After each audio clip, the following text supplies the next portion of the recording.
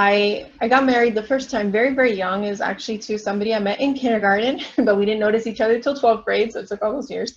And we became best friends, fell in love, very young, sweet, a love story. And I got married at 20, and it was really a beautiful relationship, very spiritual, soul-centered relationship. And 5 years into our marriage, we found out that he had cancer.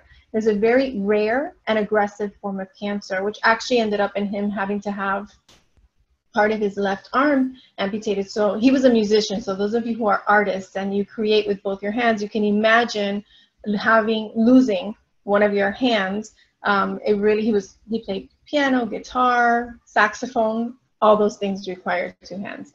And so it was a very big shock for us, being so young. I was 25 and so was he. Thankfully, through the beauty and the miracle of medicine, he did go into remission.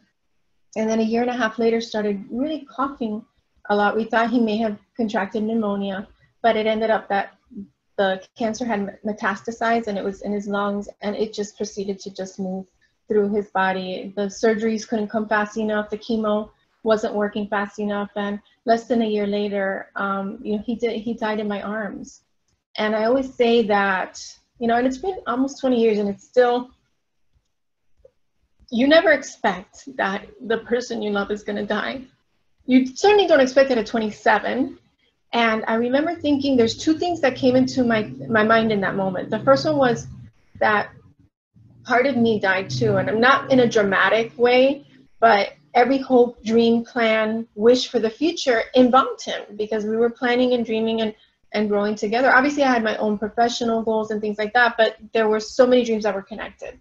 So that was something that I had to really work through. The other thing was that for whatever reason, and you'll probably hear me talk about limiting beliefs and fears and patterns, because that's the bulk of the work that I do for helping women to attract love into their life is really replacing those. But one limiting belief that for me became the truth was that I was never going to have love like that in my life again. And I believed it. It didn't matter what people told me. In fact, when people told me, oh, you're young, you'll find somebody else, I would get very angry and felt unheard because I didn't want anybody else. I wanted him.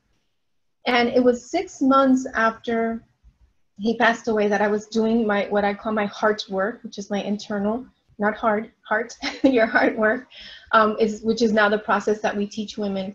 And I said, wait, why do I keep affirming that I'm never going to love again?